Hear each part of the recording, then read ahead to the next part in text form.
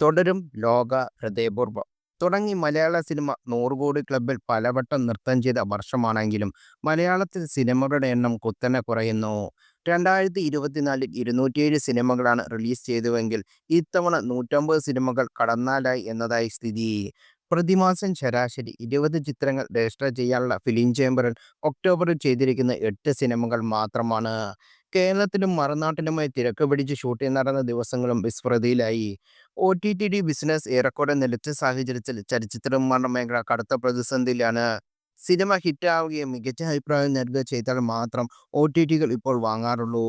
മലയാളത്തിലെ എല്ലാ OTTകളും കൂടി ഏകദേശം 25 സിനിമ മാത്രമേ ഒരു വർഷം മികച്ച നിരക്കിൽ വാങ്ങുന്നുള്ളൂ. സാറ്റലൈറ്റ് അവകാശ വിപണി പണ്ടേ നിലച്ചതാണ്.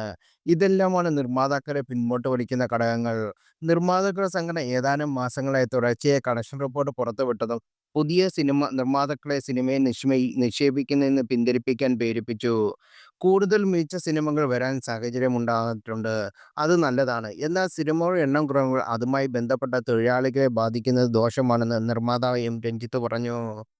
ഒടുവിൽ വലിയ തുക നൽകി സിനിമ എടുത്തിട്ട് ഒരു കാലത്ത് നിരക്ക് കൂട്ടിയ താരങ്ങളുടെ OTT പ്രതിഫലം പിൻവലിഞ്ഞിട്ടും പ്രതിഫലം കുറയ്ക്കാൻ തയ്യാറാകാത്തതാണ് നിർമ്മാണ ചെലവ് കൂടാനെന്ന് ഒരു വിഭാഗം നിർമ്മാതാക്കളുടെ വാദം. സിനിമകളുടെ എണ്ണം കുറയുകയാണെങ്കിലും മികച്ച നിലവാരത്തിലുള്ള സ്ക്രീനുകളുടെ എണ്ണം കൂടുമെന്ന വിരോധാഭാസമുണ്ട്. ചെറിയ ടൗണുകളിൽ പോലും സാങ്കേതിക മികവുള്ള തിയേറ്ററുകൾ വന്നു കഴിഞ്ഞു. കേരളത്തിൽ 1400 സ്ക്രീനുകളാണ് 3 ക്ലാസുകളായി ഉണ്ടായിരുന്നത്. ഇപ്പോൾ ഇത് 625 സ്ക്രീൻ മാത്രമായി. എല്ലാം ടോപ്പ് ക്ലാസായി. അപ്പോഴും സ്ക്രീനുകളുടെ എണ്ണം കൂടിയെന്ന് പറയാനാകില്ല. പ്രേക്ഷകർക്ക് മികച്ച സിനിമ കാണാനുള്ള സാഹചര്യമൊരുക്കാൻ സിനിമയ്ക്കാണ് നല്ലത്. ഫിലിം ചേംബർ വൈസ് പ്രസിഡന്റും തിയേറ്റർ ഉടമയായ EVM രഞ്ജിത്ത് ചൂണ്ടിക്കാട്ടി.